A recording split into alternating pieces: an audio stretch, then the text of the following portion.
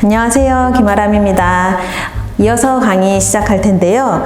지난 강의에서 혼혈아동의 교육 문제가 정부와 부모의 어떤 입장 차이가 있었던 걸 같이 살펴보았습니다.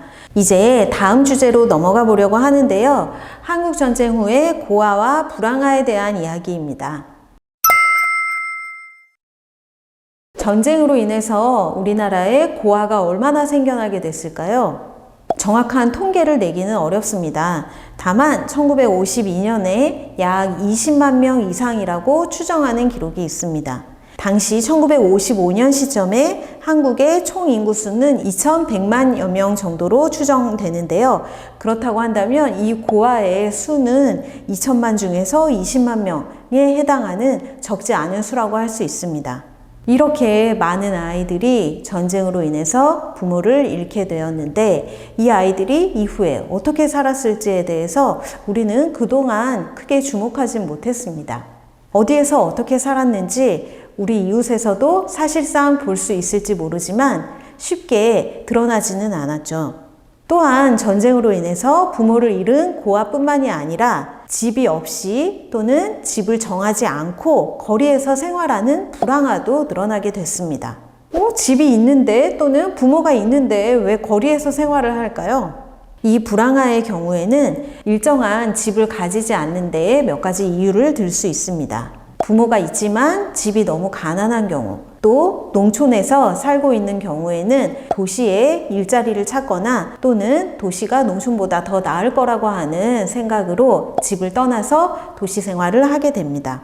과거에 드라마로 왕초라고 하는 드라마가 있었는데요. 그 드라마의 모델은 거지왕 김춘삼이라고 하는 인물이었습니다. 이 거지왕에 대한 이야기는 다음 영상에서 또 자세히 살펴보겠습니다.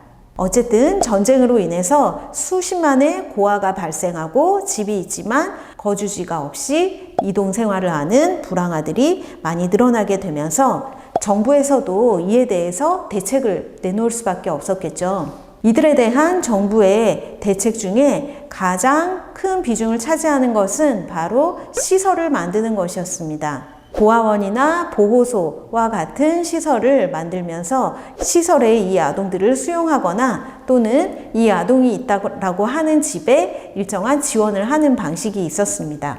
이렇게 1950, 60년대에 고아원과 같은 아동 보호 시설은 500여 개에서 600여 개까지 추정이 될 정도로 전국에 많은 수가 있었습니다.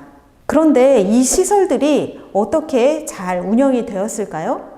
그렇지가 않았습니다. 이 시설들의 대부분은 민간에서 운영하는 것이어서 정부는 원조 물자를 이 기관들에 배정을 하는 역할을 하고 있지만 정부가 직접 시설을 운영하거나 관리하고 있지는 못했습니다. 이 아동시설이 중요한 데에는 그 원조 물자라고 하는 것도 중요한 영향을 미치게 되었는데요. 한국에서 당시에 미국으로부터 여러 원조를 받는 가운데 이 아동시설이 중요한 비중을 차지하기도 했습니다. 그래서 미국에서 들어오는 원조 물자들은 일정한 기준에 따라서 배분이 되어야 했기 때문에 이렇게 시설을 운영하는 경우에는 물자를 받을 수 있는 조건이 되었었던 거죠. 그렇다면 이렇게 시설을 운영하는 분들이 적절하게 잘 아동들을 위해서 이 물자를 사용하고 아동들을 잘 보호할 수 있었을지 살펴보겠습니다.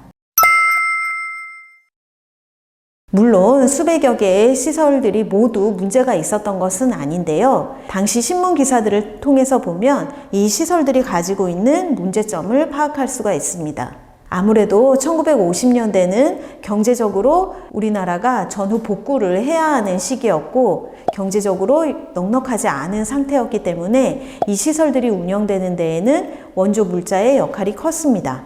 그러다 보니 원조 물자가 일정하게 들어오지 않는 경우 이 시설들의 운영에서도 문제가 생길 수밖에 없었던 거죠. 그래서 시설의 재정은 안정적으로 운영되기는 어려웠었습니다. 또 한 측면에서는 시설의 대표를 맡는 사람들 중에는 이 물자들을 자신의 사육을 위해서 사용한다거나 물자를 빼돌리는 횡령을 한다거나 착복을 하는 경우도 있었습니다. 아무래도 민간에서 이 많은 단체를 운영하고 있었기 때문에 이 각기 많은 단체 그리고 시설들이 잘 운영되는지에 대해서 정부가 철저하게 관리를 하거나 감독을 하지는 못했던 것 같습니다.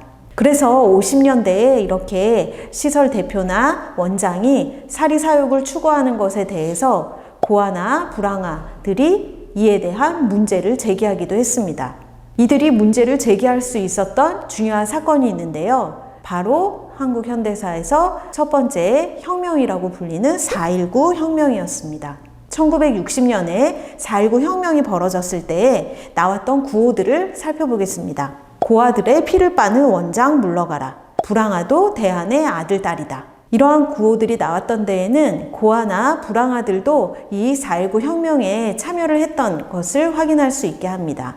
제가 인터뷰를 했었던 어떤 분은 부산에서 당시 불황 생활을 하고 있었던 분이었는데요. 이분은 부산에서 형편이 어려운 고학생을 도와주고 이들에게 공부를 배웠다라고 하는 경험을 말했습니다.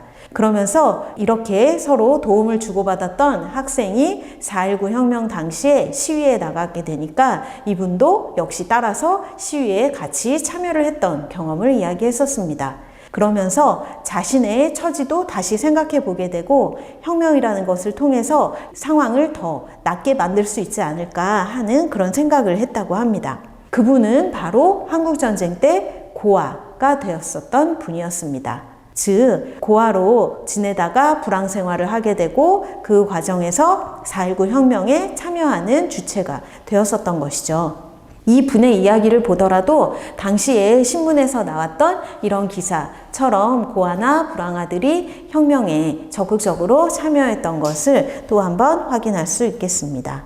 또한 전쟁 후에 생겨났던 고아나 많은 수의 불황아가 4.19 혁명에서도 참여했었다는 점은 인상적인데요. 그렇다면 이후에 이들의 삶은 어떻게 바뀌게 되었을까요? 다음 강의에서 살펴보겠습니다.